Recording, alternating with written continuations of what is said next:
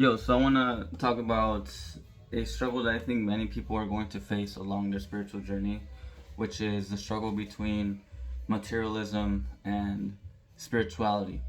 This is a struggle that, in the terms of the arcane school that I am currently involved with, in terms of the arcane school, on the path to discipleship as a disciple, well, basically to be a disciple means to be committed to the process of unfolding the soul within the personality, which is basically actualizing your divine being into this reality.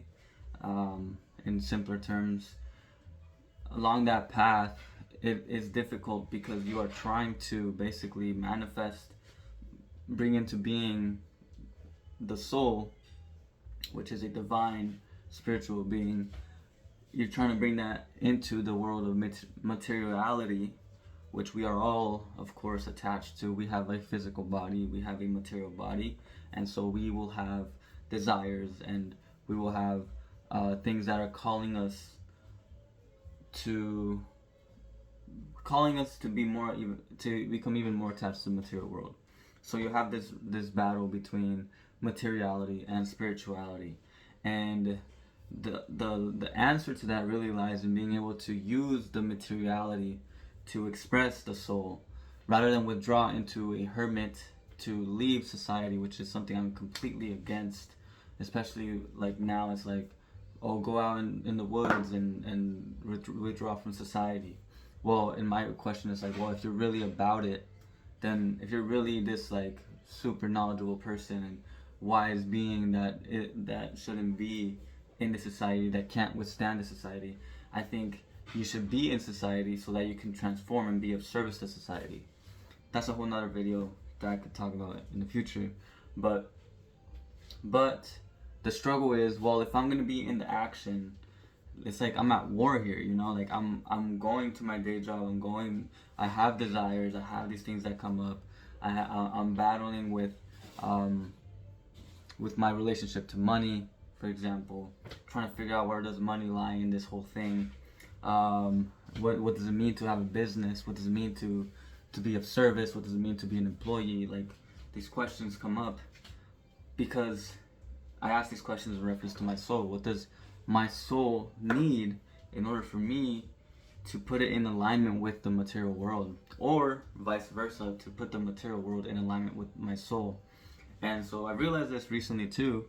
The reason why I hardly ever push manifestation is because that is also within it, a lot of people have this idea that you achieve a material point, you manifest a material thing, a material desire. You get the girl, you get the money, you get the wishes. And so I've been able to manifest. I am manifesting my ideal business. I am manifesting my ideal life. But I'm realizing that the ideal, like, my creations are not supposed to be the goal. I'm realizing that when I keep looking at the creation, keep looking and keep trying to derive joy and fulfillment from the creation, I believe that I get to a place where I get lost. And the good thing is that I'm very aware of this. So like, it only takes a few days or a few hours for me to realize, hold on, you're losing yourself once again. Come back to the soul, come back to yourself, come back to peace, come back to serenity, come back to stability. I'm meditating, the seed thought that I'm meditating on this month is stability, serenity, strength, and service. Those 4 words are words that I'm meditating on. And through that meditation, I have realized that with stability comes serenity, with serenity comes strength, and with strength comes service. And so at the end of the day, although I am a creator, and although I want to have fun, at the end of the day it's about having fun. I want to take delight in my ability to create as a soul, to create as a human being, to speak my truth and to actualize something higher, even though I can take delight in that, to take delight in my creations, such as my business. I enjoy the vision, the impulses, the ideas that come to me and that make me want to go and be like, this will be great, this will be great. Even though I enjoy that, I have to realize that before those things came, before my creations came, what was the first thing? The first thing was the soul. My ability to connect with my soul has given me an ability to become a creative person and to become free, in the sense that I have that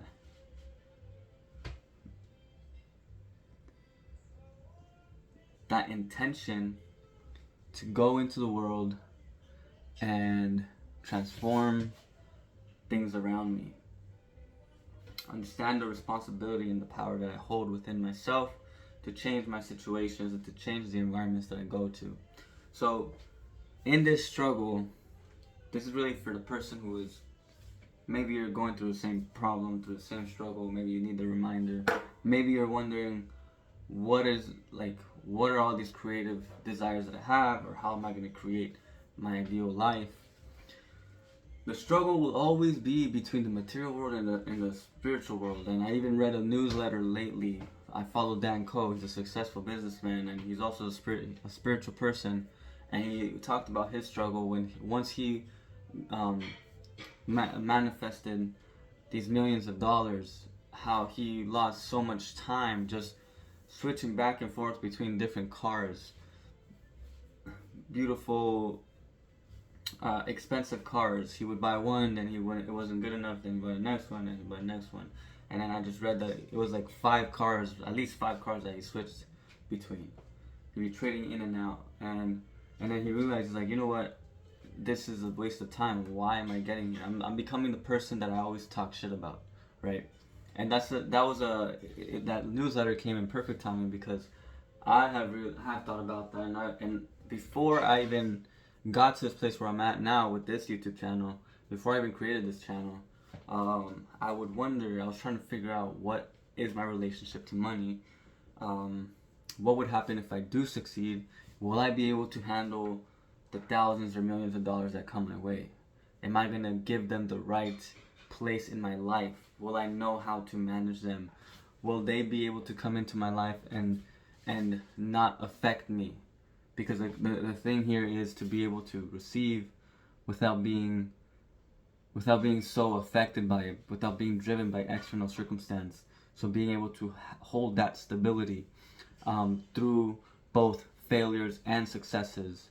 That is the struggle here, because people want to venerate the success. They want to idealize the success. But once that happens and it comes into their life and they become unstable, then what was the point? Right? Are you going to stop serving because you made your millions now? You know? Are you going to stop growing because you found your ideal partner?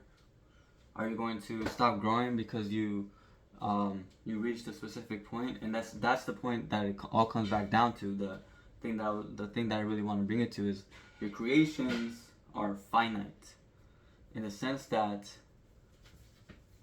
a piece of artwork is done. Once you have gone through the process of working on the piece and you put it out there, it's done. It cannot bring anything else to you. It might bring some value to the people that take it in, but for you, on your progression, it's done. It was only one piece of the next many that will continue to evolve you on your path to becoming a better artist. So the creations are finite. The only thing that is infinite is going to be the source of those creations, which is going to be your alignment to your soul, your alignment to your higher self. And so, understanding that at the end of the day, it's about the inherent process. For me now, this has kind of, now we'll put this in kind of like a business, more practical standpoint. Like, even on my day-to-day, like, I make sure that I hit my habits of studying, my habits of meditating, my habits of self-reflection, my habit, right? This content, I've made it a habit to post at least once a day on YouTube, to make it a habit to create to the habits that will build the character that, so like, I want to become a specific person. Basically, I want to become my highest self, right? So what are the habits of the person that lived that life? And so I break it down, and here are the things, right? And so that is a system. So being able to rely on the system, actually go to a system that has no connection to the outside world, this within itself is already fulfilling. Me making this video, and then me also meditating, is fulfilling. It has no connection to the outside world. It's very internal. It's more so a connection to myself. So developing that system that allows me to connect to myself. Also, when it comes to business, then you also have that thing where I'm seeing a business, and it's not so much about me deriving joy. Like, I get excited in the fact that I'm talking to the people that I've been wanting to talk to. I'm getting the attention that I've always sought. I'm getting I'm building the business that I've always wanted to build. Even when that is happening, I've realized that what is even more fun than seeing that happen is seeing the ideas and the potential and the systems that I can create that will further this process, that will give more. So like, I derive more joy from thinking about how I can refine the system. How can I connect everything together so that my business connects with my life, or my business connects, or I'm able to create more, I'm able to speak more, and I can connect to myself more. So I love being able to situate this business as a way for me to grow. So now I have a motivation to study, to learn coding, or at least learn more about business. Now I have a motivation to see how I can learn more about AI to enhance my business. Like, that for me is fulfilling. That for me is the process, and that is an example of me looking at me focusing more on the system than the results of the system. Focusing on the input over the output, and on the path of spirituality, and the struggle between materiality and spirituality. The way to make it happen, I believe, and this is just for myself and for you, the way to make it happen where you're able to derive fulfillment and be where you need to be in alignment with your soul, is to focus on the input, focus on the thoughts that you're having, and then from the thoughts, focus on the actions that you're creating, focus on the systems or the habits that you're developing, and then once you have continually kept on refining that process, the character will lead to the person that you are looking to become. And it isn't a thing of you becoming the person in 10 years. It's about becoming the person now, staying true to yourself now, and continuing to come back to yourself on the daily, on the hourly, on the minutely, on the secondly. Being able to, before you go and seek external validation or see the results of the system, before you go and look at that, you first stop and see, how is this contributing to my internal growth, to my stability, my serenity, my strength, and my service. Alright, so that's it for this video. Thank you for tuning in. I'll see you in the next one. If you haven't joined the Lucid community, make sure to check it out. Link will be down below. First 20 people is lifetime access for free. And I'm really trying to work on creating a beautiful environment, a tribe of people seeking to connect to their souls and seeking to create a better world. So if that sounds like something that you're ready to take on, make sure to join in the community down below. We have weekly coaching. I'm working on a course right now, so that'll be up soon, and then you'll be able to connect with people just like yourself.